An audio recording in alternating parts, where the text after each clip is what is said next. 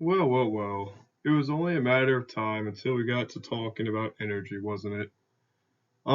Relativistically speaking, we have to be careful about this concept of energy because we have a couple different notions of it now.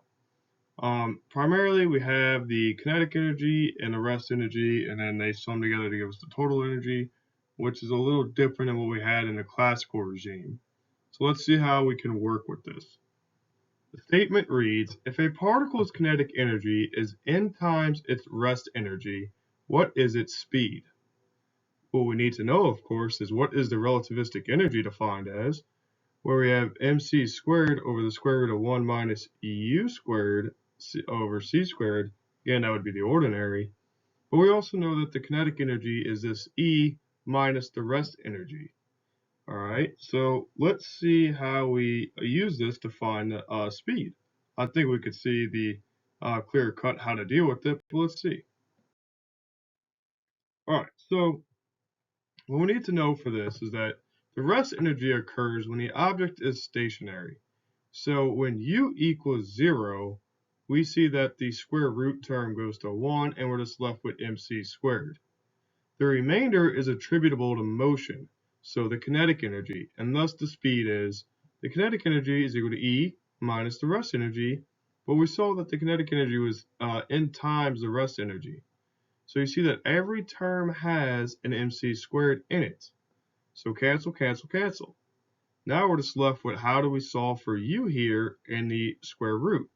Well, add that 1 over, as you see we did there, square both sides, no big deal. Take the reciprocal though, because we need to get that u outside, or excuse me, we need to get that u in the numerator.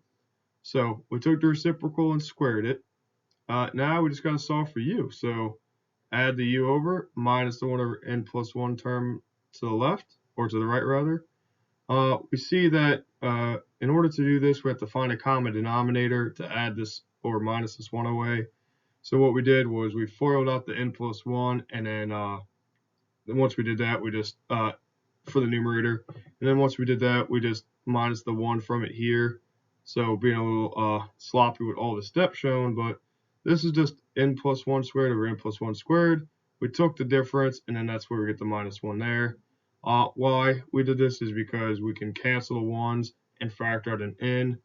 So what we see here is that u squared over c squared is equal to n times n plus 2 over n plus 1 squared. Therefore, if we multiply over by c squared and take the square root, we get that we have the square root of n times n plus 2 over n plus 1 times c.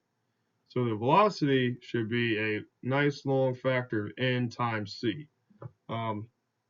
Again, not too hard, but this relationship between the kinetic energy and the rest energy and the total energy is something that we're going to have to wrap our heads around.